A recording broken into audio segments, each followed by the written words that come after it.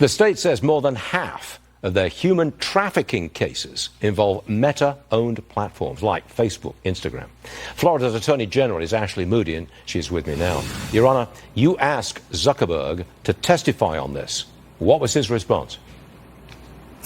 Well, we haven't heard just yet, but I expect that you'll see many states that are concerned with human trafficking, and that is becoming, as we become more aware of it throughout our nation, I think you'll see a lot more leaders asking these technology companies, especially those where we're seeing it come up again and again in human trafficking cases, to tell us what they are doing to ensure that their platforms are safe. Well, you know, I'm the Attorney General, but I also sit as the chair of the statewide Council on Human Trafficking, and I'm a mom. And so when we see studies that show that Meta makes up the bulk of platforms involved with human trafficking cases, that's extraordinarily concerning. So I think a lot of states are going to want answers. You can directly tie Zuckerberg's platforms to human trafficking. I mean, there's a direct relationship between the two, and you maintain that Zuckerberg has not done enough to stop it. Is that your position?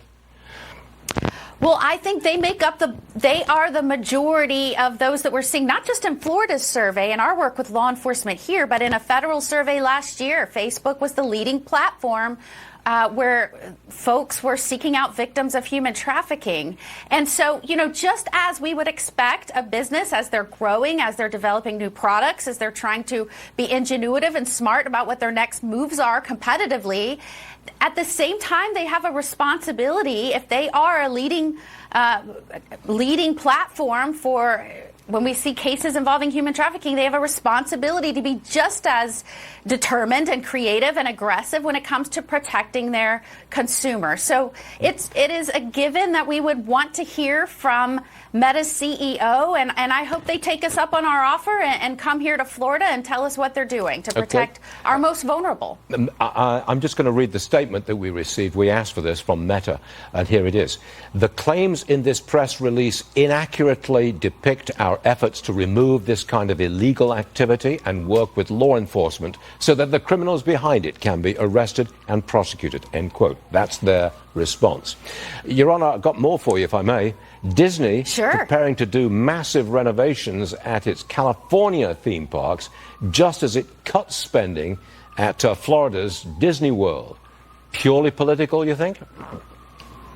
Look, like any company, Disney's going to have to evaluate the demand for its product and make business decisions accordingly. I mean, there's indication that attendance is down at its parks, whether that's due to price increases or elimination of certain amenities, parent preferences, their decisions on how to position themselves in the market. Whatever that reason is, they're going to have to make some pretty tough decisions. But, you know, results matter. Just as in Florida, we look at how our decisions will affect our state. We're doing our job. We were the #1 state for tourism last year. We're bringing the folks in. They want to come to a safe state, a law and order state. They want to come to a vibrant and thriving, successful state.